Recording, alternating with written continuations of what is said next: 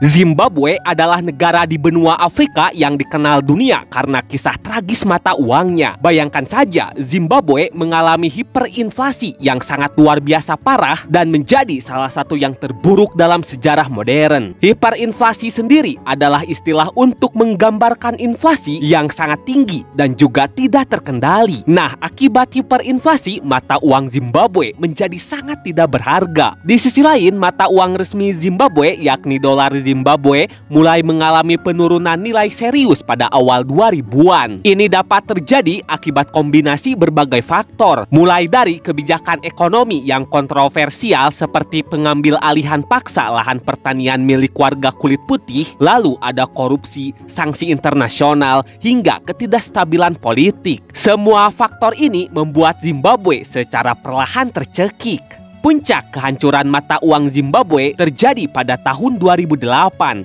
yang dimana pada titik ini Zimbabwe mengalami hiperinflasi yang sangat ekstrim. Kala itu pada bulan November tahun 2008, laju inflasi tahunan diperkirakan mencapai 89,7 sekstiliun %. Untuk membeli kebutuhan sederhana seperti telur atau sebotol susu saja, warga harus membawa tumpukan uang kertas, baik itu dalam karung maupun dalam koper. Sungguh di luar nalar. Untuk mengatasi hal ini, pemerintah terus mencetak uang dengan nominal makin besar, hingga pada akhirnya pemerintah mengeluarkan pecahan 100 triliun dolar Zimbabwe. Ini menjadikannya sebagai uang kertas dengan angka nol terbanyak yang pernah beredar secara resmi dalam sejarah peradaban manusia. Namun tragisnya, satu lembar uang ini saja bahkan tidak cukup untuk membeli bahan makanan pokok. Sebenarnya hiperinflasi yang melanda Zimbabwe tidaklah mengherankan, karena pada dasarnya pemerintah Zimbabwe terus mencetak uang dalam jumlah besar untuk membiayai pengeluaran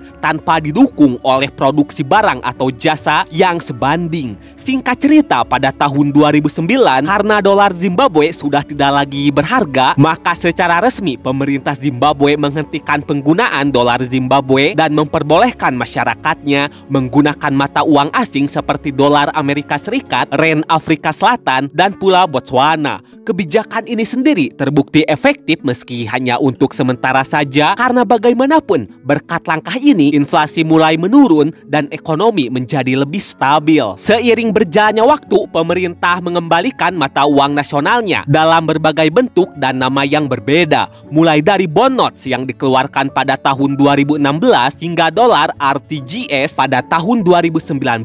Namun rakyat tidak lagi percaya pada pemerintah. Bayangkan saja, setelah menggunakan mata uang Zimbabwe yang baru, inflasi kembali meroket.